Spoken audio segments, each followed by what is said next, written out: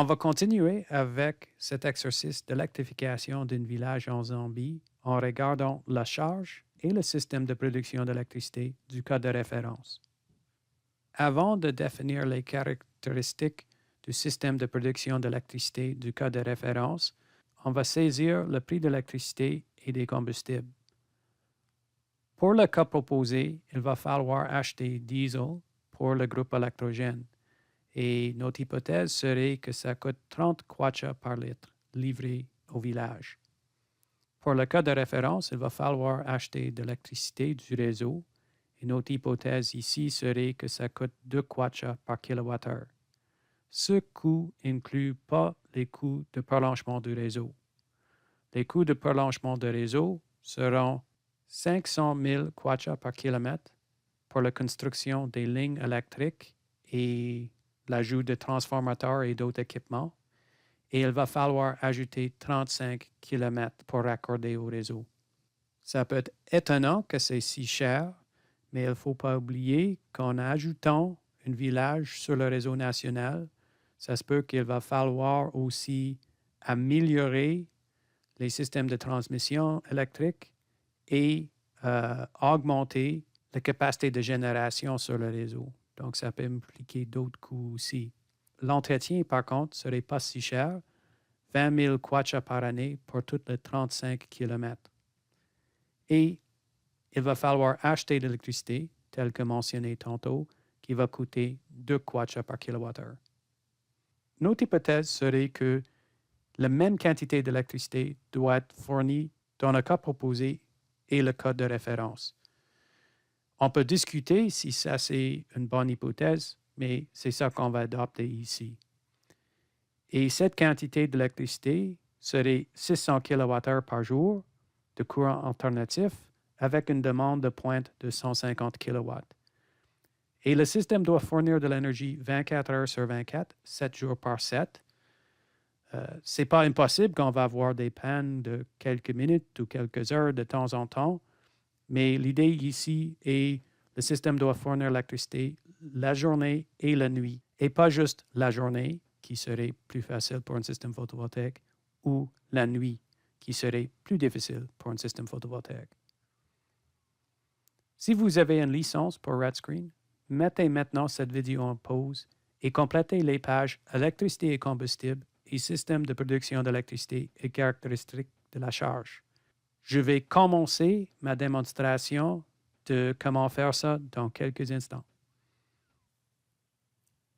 Sur l'onglet Énergie, on commence avec la page Électricité et combustible. On a besoin de qu'un combustible et ça serait le diesel.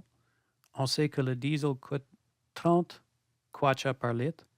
Donc, quand je sélectionne diesel ici, je vais m'assurer de sélectionner litre comme unité et je vais donner le chiffre 30 comme le prix du combustible. Pour l'électricité, on peut acheter l'électricité du réseau à un coût de 2 kwacha par kilowattheure. Ici, on clique sur le système de production d'électricité et caractéristiques de la charge. On vérifie que méthode 1 est sélectionnée. Et ici, on peut spécifier le système de production d'électricité et les caractéristiques de la charge pour le cas de référence et pour le cas proposé. Dans le cas de référence, on va utiliser le prolongement du réseau pour fournir de l'électricité. Donc, je vais sélectionner électricité du réseau ici. La capacité de cette connexion est une cellule grise indiquant que ce n'est pas nécessaire de spécifier une valeur. Moi, je vais entrer 150 kW. On sait que dans la réalité, une connexion, un raccordement au réseau peut fournir beaucoup plus que ça, mais au moins, on indique que c'est suffisant pour fournir la charge de pointe. Pour les coûts annuels d'exploitation et entretien ici, on va spécifier le 20 000 kwacha par année pour garder les lignes électriques et l'équipement électrique qu'on ajoute pour faire cet raccordement au réseau dans un bon état. Pour les caractéristiques de la charge, on n'a pas de charge en courant continu, mais dans le cas de référence et le cas proposé, on a une charge quotidienne en courant alternatif de 600 kWh.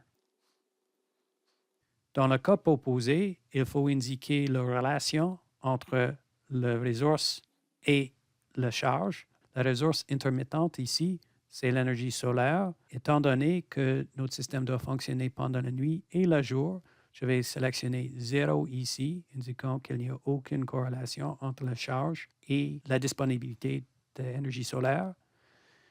Si on voulait être plus conservateur et ajouter une marge, on peut sélectionner ici négatif. Ça serait l'équivalent de dire que notre charge est allumée uniquement la nuit. Donc, notre système serait dimensionné avec une plus grande batterie et un plus grand champ photovoltaïque, mais je ne pense pas qu'on a besoin de ça ici. Je vais utiliser 0 ici. Finalement, on doit donner la charge de pointe qui est 150 kW. Dans la prochaine vidéo, on va regarder le dimensionnement de l'onduleur et les accumulateurs pour le cas proposé.